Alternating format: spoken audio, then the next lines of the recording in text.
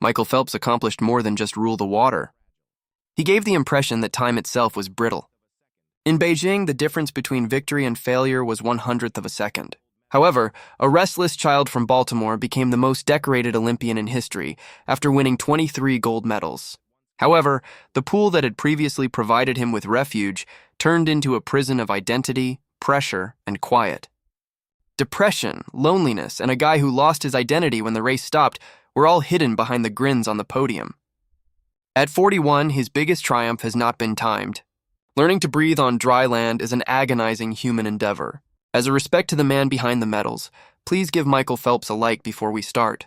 Michael Phelps's life starts with a young youngster whose enthusiasm seldom seemed to match the environment. Born in Baltimore, Maryland on June 30, 1985, Michael Fred Phelps II grew up in the Rogers Forge neighborhood close to Towson, Music. It could be much harder to stay sat and focus on a single session in school than the grown-ups around him realized. Music. When he was about 9 years old, he was diagnosed with attention deficit hyperactivity disorder. At the time, the problem was still often handled as a failure of discipline rather than a difference that needed care. Later, Phelps remembered that one teacher had informed his mother that he would never be able to concentrate on anything. Because it reduced a restless intellectual youngster to the conduct that others found challenging to control, the judgment remained with the family, music. In addition, he was made fun of for his speech pattern and ears, experiences that turned school into a place where he may be marked out rather than a place of discovery. However, when anything gave his energies a definite direction, the same mind that fought extended periods of silence in the classroom could become deeply immersed. Although he had not yet discovered that path, his life was already exhibiting a characteristic that would come to define him. Being unable to concentrate exceptionally on one worthwhile endeavor was not the same as having trouble focusing on everything. When his parents split in 1994 music, Michael, then 9 years old, had to deal with a more difficult connection with his father.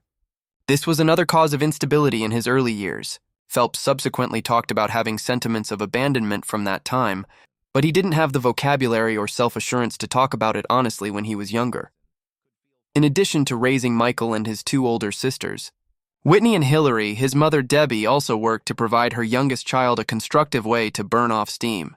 In part because his sisters were already swimmers, swimming became a part of his life. Michael went to the pool with them.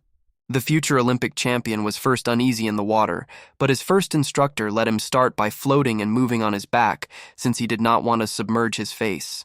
Later on, the detail would appear nearly unattainable. The athlete music, who would go on to become the most successful swimmer in Olympic history, initially need time just to have faith in it. There was neither an immediate epiphany nor an early assurance that he had discovered his calling.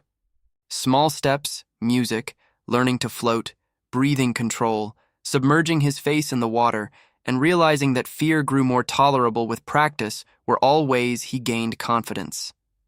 The pool gave him a sense of order that other aspects of boyhood did not always supply as his comfort level increased. The limits of the lane were clearly visible. Where to proceed was indicated by the black line beneath him. There was a beginning, a wall, and a quantifiable end to every length. Phelps's movement can be considered disruptive at school. Movement was the task when swimming. Teachers' worn-out energies might now be focused on kicks, turns, strokes, and the constant struggle to reach the other end. Strange, familial pain or the memories of being ridiculed were not erased by water. It provided him with a setting where past experiences had no bearing on the task at hand. His respiration had improved, and this was noted on a clock. Swimming became a source of confidence as a result of that clarity. Phelps quickly realized that he was more than just at ease in the swimming pool. Music inside it, he was exceptionally talented. His long frame started to take shape. He got increasingly adept at the water, and competition allowed him to put his focus, which some had questioned, to the test. At a time when his home life had altered and he was frequently irritated by school, the sport also offered structure. He had to show up, listen, repeat, and come back the next day for practice. Music. Every session demonstrated to him that growth did not necessitate changing into a new youngster. Finding an environment where his energy could be trained instead of condemned was necessary. The pool wasn't a miraculous haven that took away all of his problems. Music turned into the first setting where his distinctions may be arranged according to skill. Swimming provided Michael Phelps with something more fundamental, a task he could comprehend. and a cause to think that the attributes creating difficulties elsewhere might also hold possibilities long before gold medals, world records, and crowded Olympic venues. Adults thought the youngster would never be able to concentrate, but he managed to follow a single line across a pool's bottom. That line would eventually take him farther than anyone could have predicted. Additionally, it would start to link his identity so strongly to performance that the haven of childhood would eventually serve as both the source of his greatness and a place from which he would find it difficult to distance himself. When Bob Bowman assumed charge of Michael Phelps's training at the North Baltimore Aquatic Club, he provided the restless young swimmer with a regimen that offered little opportunity for distraction, something his life had frequently lacked. When it came to preparation, Bowman was strict, analytical, and unyielding. He researched stroke mechanics, turns, finishes, music, recuperation, and the minute technical elements that distinguish an Olympic winner from a good swimmer. Phelps developed a remarkable tolerance for repetition in response to that discipline. During the most taxing years of their collaboration, he frequently trained 6 or 7 days a week, covering almost 5 miles in the water each day. Later, he talked about periods of several years during which he did not miss a single day, including birthdays and holidays. The clock above the lane, the black line beneath him, and Bowman's belief that each repeat had a purpose became the focal points of much of his adolescence. Many of the experiences that other teenagers deemed typical were restricted by the schedule.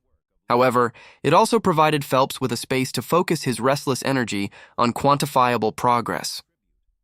He wasn't just asked to put in more effort than other swimmers by Bowman. He trained him to be ready for issues before they arose. Should be aware of his number of strokes, comprehend his speed, listen to music, and keep racing even when things didn't go as planned. The results were delivered ahead of schedule. Music Phelps became the youngest male swimmer from the United States to qualify for the 2000 Sydney Olympics at the age of 15, making history for the first time in 68 years. Even though he didn't take home a medal, his 5th-place performance in the 200-meter butterfly put him among the world's top swimmers before he finished high school. He won 2 bronze and 6 gold medals in Athens 4 years later.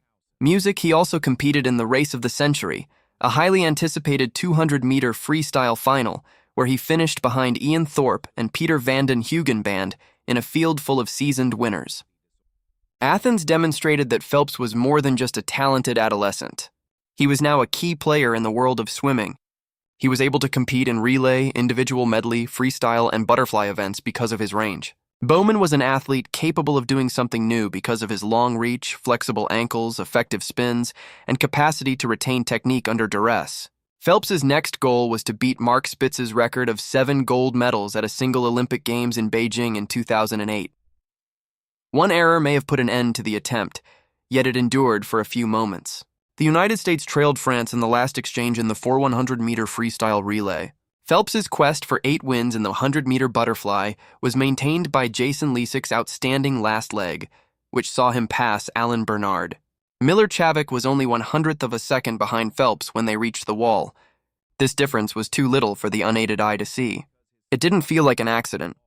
In anticipation of a race that would be determined before conscious thought had a chance to interfere, Bowman and Phelps had spent years honing their last strokes into the wall.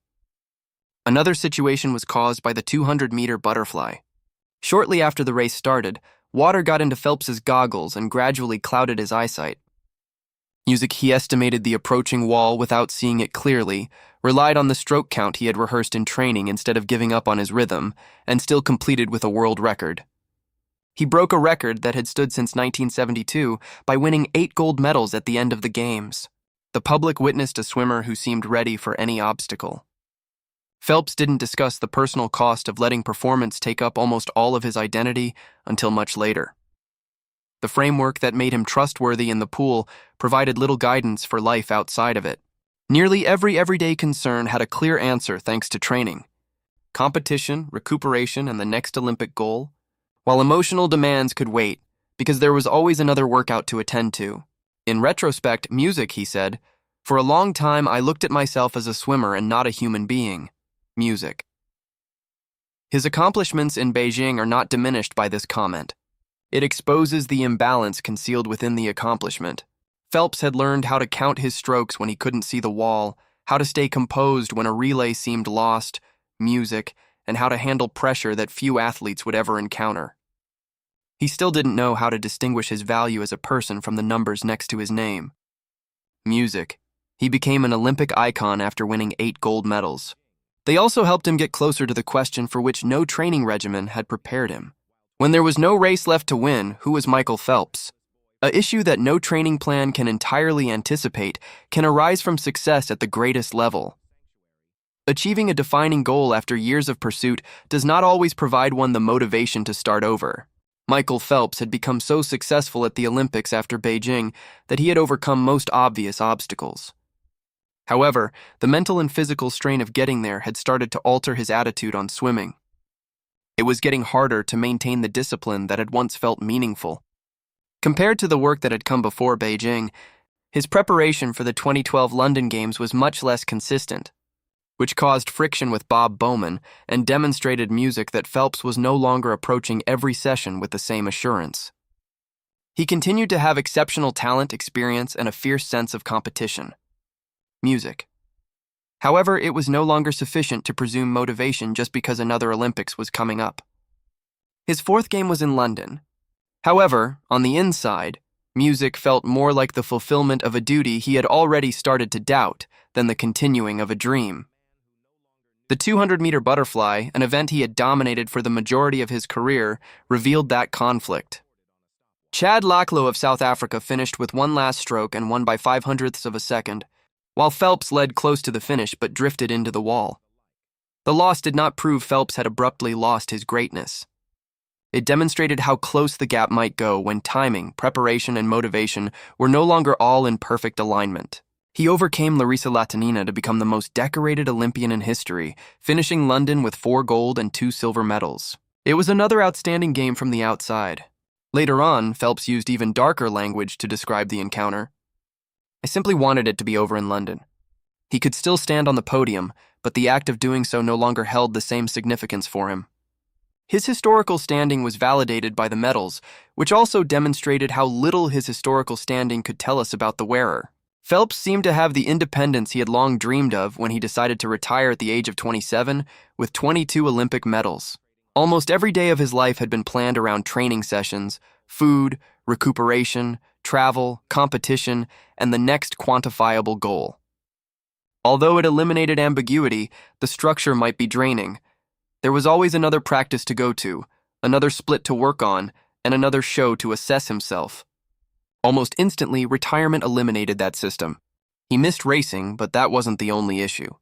Music Michael Phelps, the person, remained far less acquainted to him because he had devoted so many early years to cultivating Michael Phelps, the swimmer. Ordinary time could feel oddly disorganized without Bowman's timetable, a lane assignment, or a future Olympic date. His extraordinary traits, his ability to tolerate repetition, his desire to focus his life on a single goal, and his capacity to put off emotional concerns in the sake of performance provided little advice for creating a life free from competition. His medals could record his achievements, but they couldn't choose how he should spend a peaceful morning or what should take the place of the identity he had carried since he was a young child. Phelps would further clarify that for a long time, he had considered himself more of a swimmer than a whole person. Music, the price of that split was revealed via retirement. The goggles and cap had been more than just gear. They had played a part in helping him understand his worth, relationships, music, and purpose in the world. The independence he anticipated did not feel immediately liberated once that job vanished. It was strange, disorganized, and getting harder to handle. London had concluded the way he had desired. Music. However, he was unaware of what would happen when he crossed the last Olympic finish line.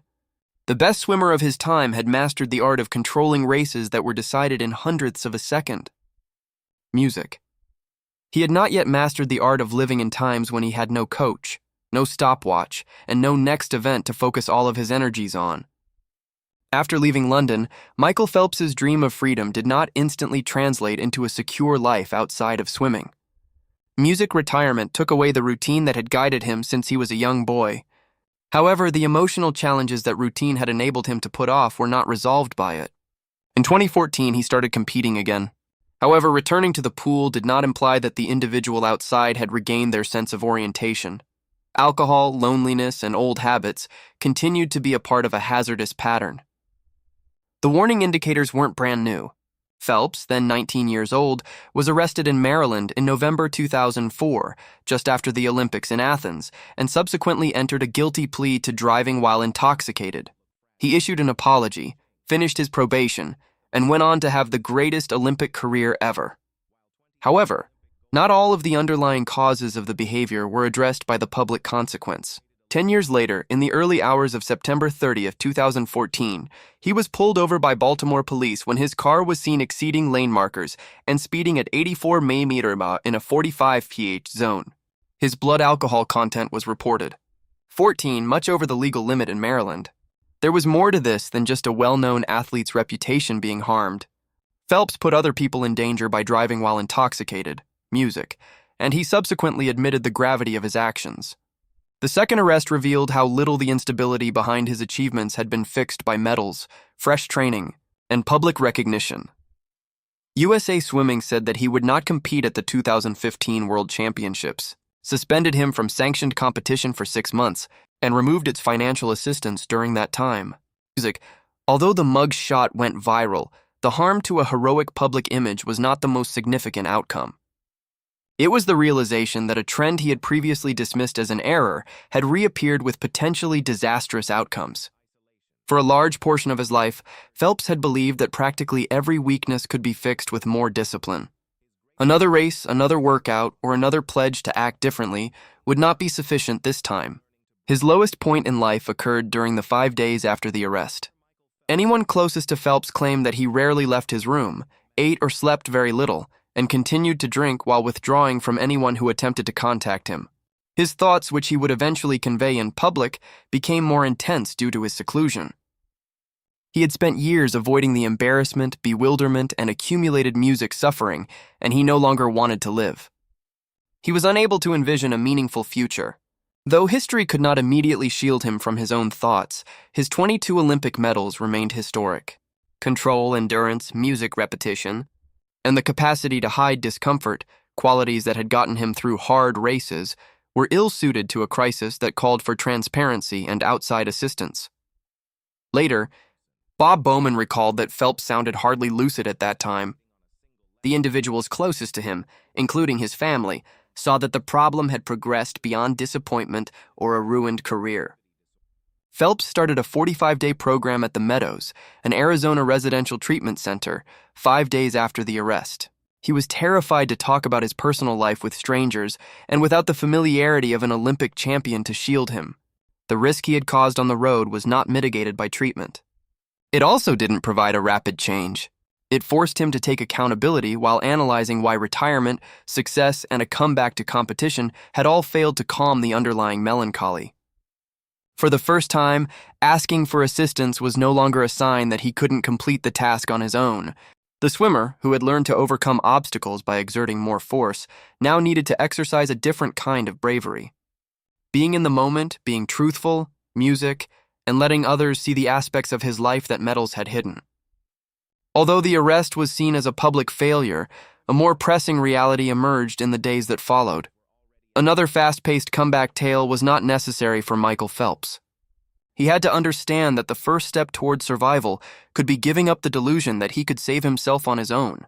In order to comprehend Michael Phelps's 2014 problem, it is necessary to look past the arrest itself and toward an unresolved aspect of his family history that success had never fixed: music.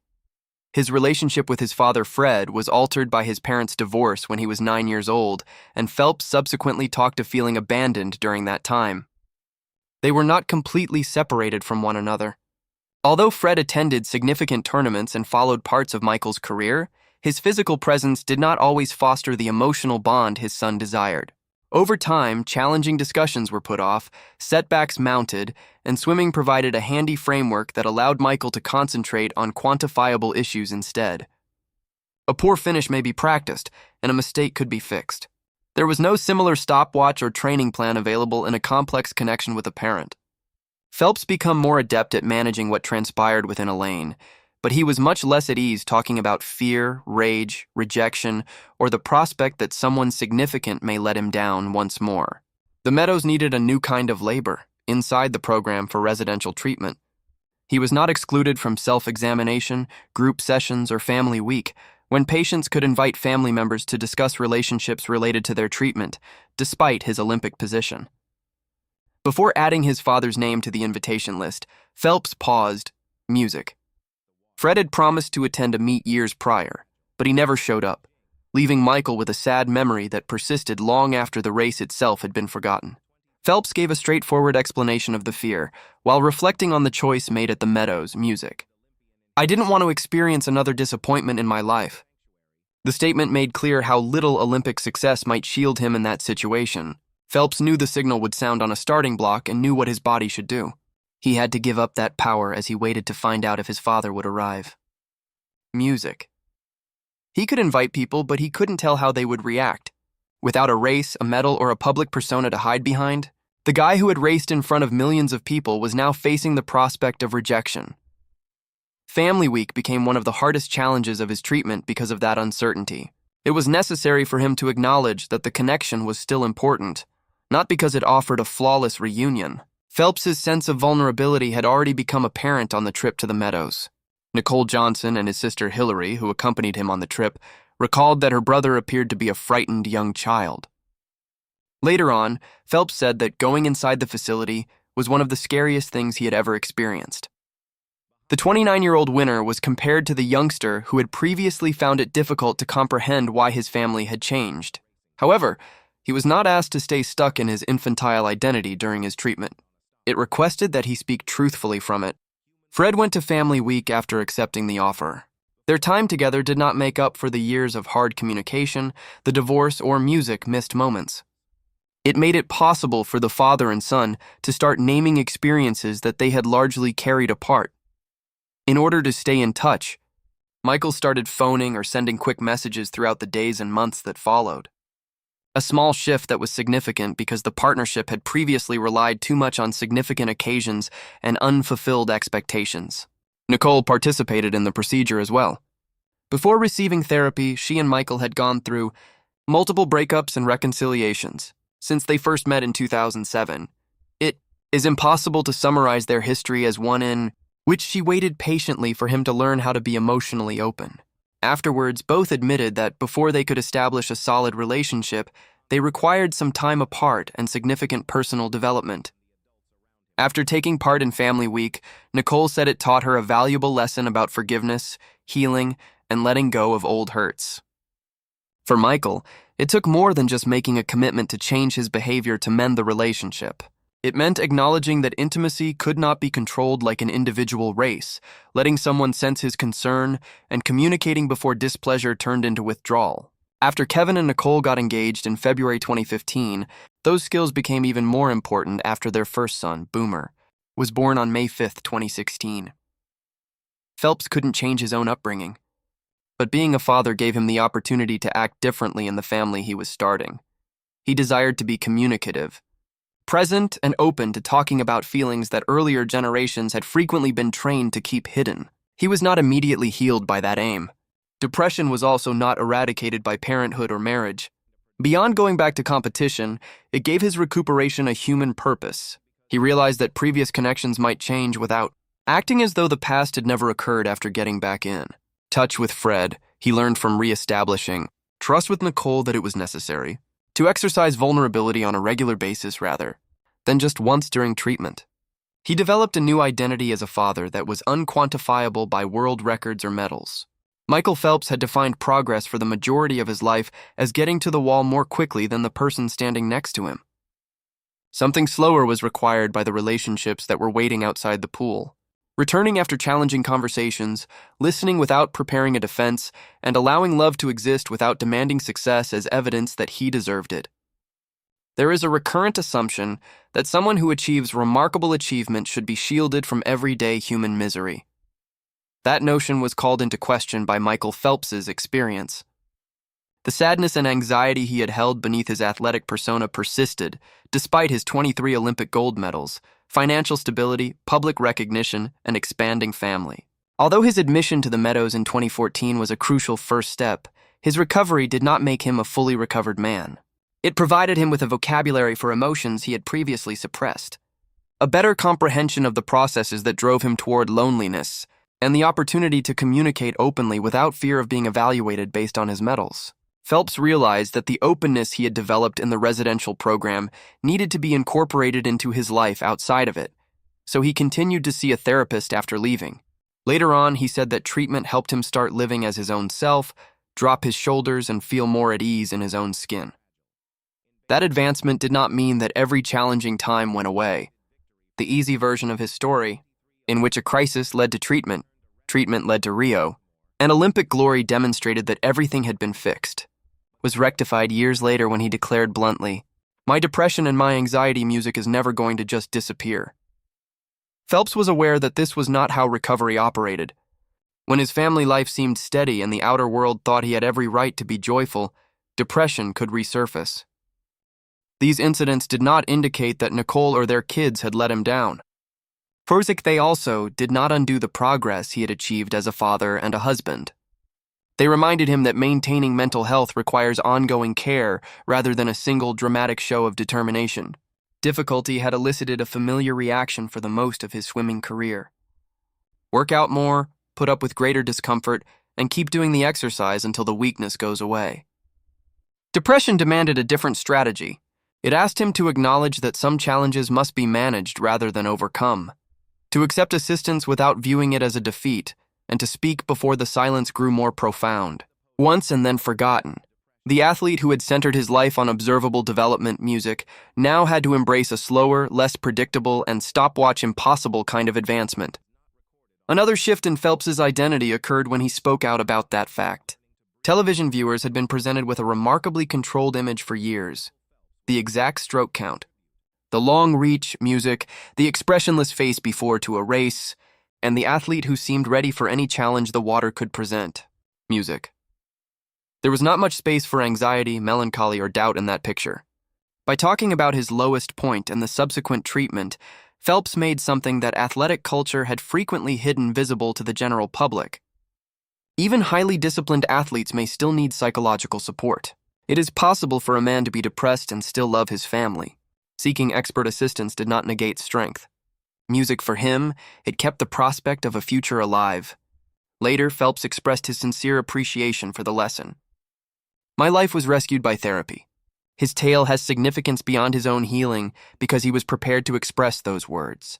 He questioned the notion that suffering must be kept private until it escalates into a catastrophe through interviews, public appearances, mental health collaborations, and discussions with other sportsmen. He didn't act as though he had found the ideal recipe. He admitted that challenging times persisted and that there was no endpoint beyond which despair and anxiety would never return. His reaction was different. He was less reliant on success to demonstrate his need for help, more likely to identify when he was retreating, and more capable of communicating his difficulties to Nicole or a professional. This distinction is important because it keeps Rio from turning into a deceptive conclusion where the athlete who won 5 more gold medals miraculously recovered. It wasn't because he had overcome every personal conflict that he was able to return to competition, but rather because he went into the next phase of his life with more integrity, music, stronger relationships, and resources that he had never had during his previous Olympic years.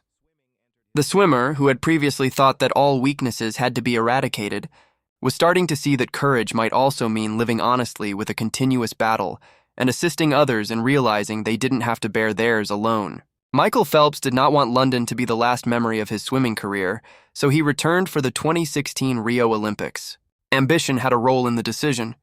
An athlete of his caliber entered an Olympic pool with the intention of winning, but the motivation was different.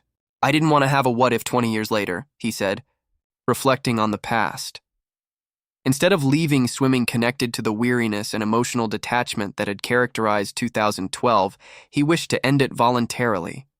He was surrounded by swimmers who had grown up watching his races as he came for his 5th Olympic Games at the age of 31.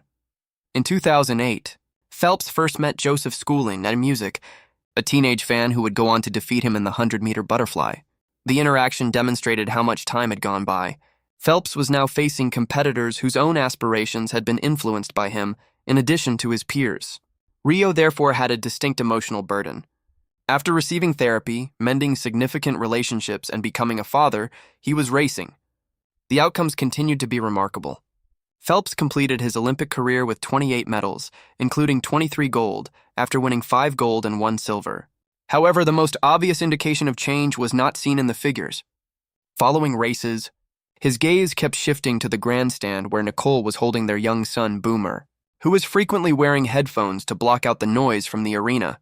Their presence did not lessen the significance of competitiveness. It kept competitors from taking center stage. Phelps finished his final Olympic race on the last night, helping the United States win the 4x100-meter medley relay. He was not as affected by the outcome as London was. He strolled the pool deck, attempting to take in the crowd, the comrades, and the finality of leaving a life he had known since infancy, rather than simply feeling relieved that a responsibility had finished. He and Nicole sobbed together later, away from the cameras.